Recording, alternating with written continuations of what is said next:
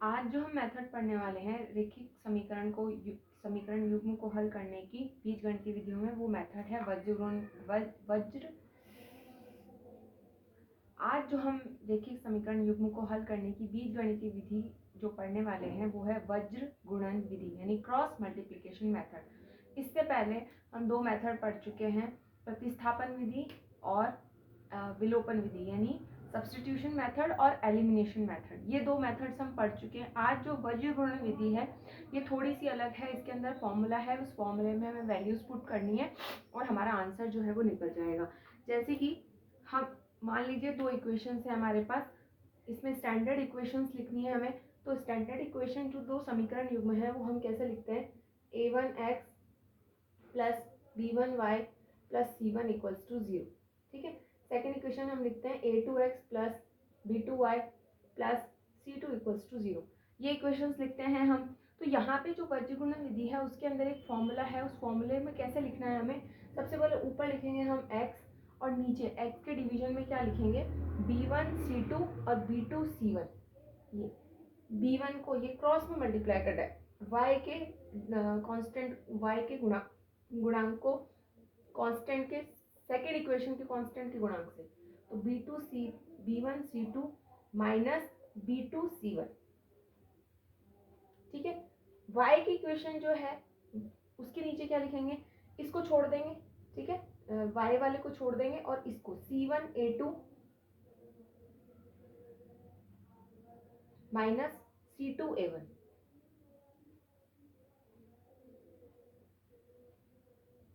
इसी तरह constant term के लिए हम ले लेंगे 1 अपॉन a1 b2 और a2 b1। तो हमें यहाँ ये समझने की जरूरत है कि ये हमने लिखा कैसे, क्योंकि सबसे इजी स्टेप है कि आप जो है इसको स्टैंडर्ड फॉर्म में, किसी भी इक्वेशन को स्टैंडर्ड इस फॉर्म में लिख लीजिए, पहले x की फॉर्म, फिर y की और फिर कांस्टेंट टर्म और बराबर में 0। इस तरीके से हमारे लिखने से हमारे आसान हो जाएगा। तो इसके लिए ध्यान रखेंगे, जब हम x की वैल्यू लिख रहे हैं तो हम इसे छोड़ देंगे और क्रॉस में मल्टीप्लाई करेंगे, है ना, क्रॉस में चलेंगे हम, तो ऊपर से यहाँ, और चलना इसी तरीके से है। ठीक है, इस तरीके से हम उल्टा नहीं चलेंगे। तो अगर मान लीजिए यहाँ खत्म हो जाती है तो यहाँ से इधर आ जाएगा फिर। ठीक है, तो यहाँ से देखिए किस तरीके से लिखा है हमने, जब हम x की टर्म लिख रहे हैं तो हम इस तरीके से चलेंगे, तो b1 को c2 से और b2 को c1 से। ठीक है, बीच में माइनस लग जाएगा। अब यहाँ देखिए y आ गया तो इसको ये हट जाएगा, तो यहाँ से स्टार्ट हो गया, यहाँ से नीचे की तरफ c1 a2 और c2 a1। ठीक है, अब जब कांस्टेंट की बारी आ गई तो ये हट गया, तो यहाँ से a1 b2 minus a2 b1, इस तरीके से हम इसको लिख देंगे। अब यहाँ इस फॉर्मूले को हमें याद रखना है और इसके हिसाब से ही हमें जो है इक्वेशन को सॉल्व करना है। जब ये इक्वेशंस यहाँ, ये देखिए सब के सब जो हैं वो कोई ना कोई नंबर्स हैं, तो यहाँ एक नंबर आएगा, तो उसके बाद में हम क्या करेंगे, इस x वाले को, क्योंकि ये तीनों बराबर हैं, तो x को कांस्टेंट के बराबर रखकर x की वैल्यू निकाल लेंगे, y को कांस्टेंट के बराबर रखकर y की वैल्यू निकाल लेंगे। तो देखिए हम जैसे इस फॉर्मूले को यहीं लिख लेते हैं, एक बार क्वेश्चन देख लेते हैं। तो क्वेश्चन है हमारे पास 2x plus 3y 2x plus 3y minus 4 equals to 0। ये फर्स्ट इक्वेशन है हमारे पास। और सेकेंड इक्वेशन है हमारे पास 3x minus y minus 5 equals to 0। ठीक है, अब यहाँ से देखिए हम क्या करेंगे, ये जो हमने फॉर्मूले लिखे हैं इन फॉर्मूलों से हम वैल्यूज पुट कर लेंगे। तो यहाँ से आपको दिख रहा है a1 है 2, b1 है 3 और c1 है -4। यहाँ से a2 है 3, b2 है -1 और c2 है -5। ये वैल्यूज पुट कर लेंगे तो ये आ जाएगा x अपॉन b1 c2, तो 3 into -5,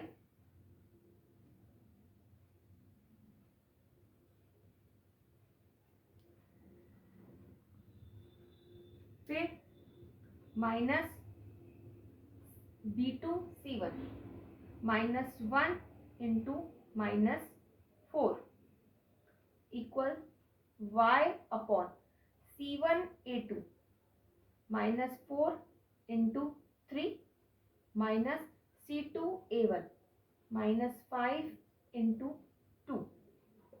next 1 upon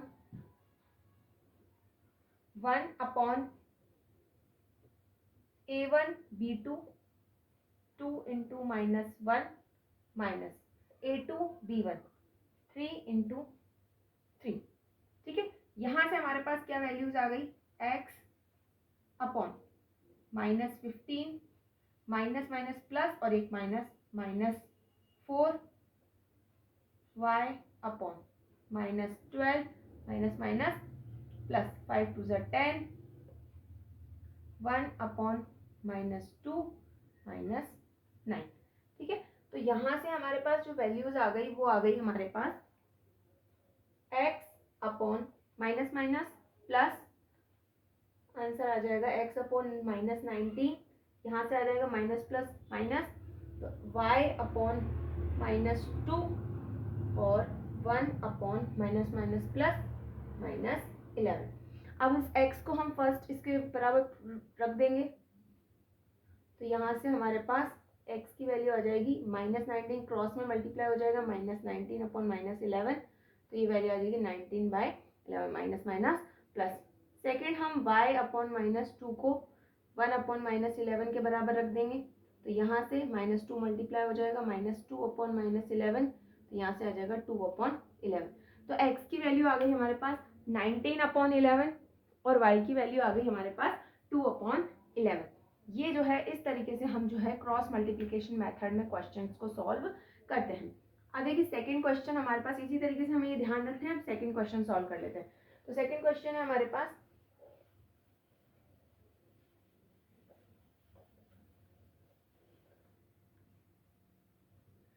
x upon 2 plus 2y upon 3 is equals to -1, x minus y upon 3 is equals to 3. ठीक है, ये दो क्वेश्चन है हमारे पास. अब देखिए यहाँ सबसे पहले ये है कि ये स्टैंडर्ड फॉर्म में बिल्कुल नहीं है, तो हम कोशिश करेंगे इसे स्टैंडर्ड फॉर्म में लिखने की, और यहाँ जो ये बटे में है इसको भी हम जो है नॉर्मली लिखने की कोशिश करेंगे. तो हम यहाँ देखिए क्या करेंगे, 2 और 3 जो है इनका एलसीएम जो है वो 6 आ रहा है, तो हम इस पूरी इक्वेशन को 6 से मल्टीप्लाई कर देंगे. तो यहाँ से हम 6 से मल्टीप्लाई कर देंगे तो ये हो जाएगा 6 into x upon 2 plus 6 into 2y upon 3 और -1 इंटू 6. ठीक है, यहाँ से वैल्यू आ जाएगी 3x plus 4y is equals to -6. Standard form में लिखेंगे तो 3x plus 4y plus 6 equals to 0. ये हमारे पास फर्स्ट इक्वेशन आ गई, इसे हम यहाँ लिख लेते हैं. तो ये जो इक्वेशन है वो है 3x plus 4y plus 6 equals to 0.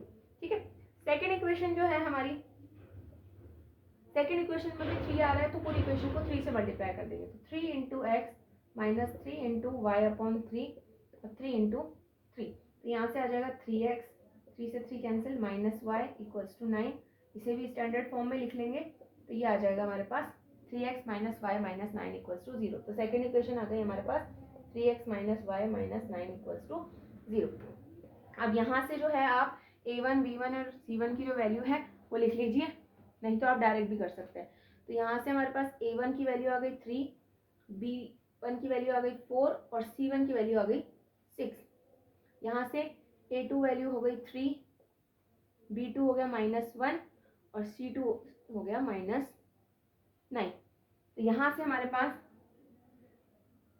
x upon b1 c2 4 into -9 minus b2 c1 -1 into 6 is equals to y upon c1 a2 6 into 3 minus c2 a1 -9 into 3 is equals to 1 upon a1 b2 3 into -1 minus a2 b1 3 into 4. यहाँ से आ गए हमारे पास values -36 plus minus minus plus 6 y upon 18 plus 27 is equals to 1 upon -3 minus 12. यहाँ से हमारे पास आ जाती है वैल्यू -30 45 माइनस 15। तो यहाँ से हम जो है x को x upon minus 30 equals to 1 upon minus 15।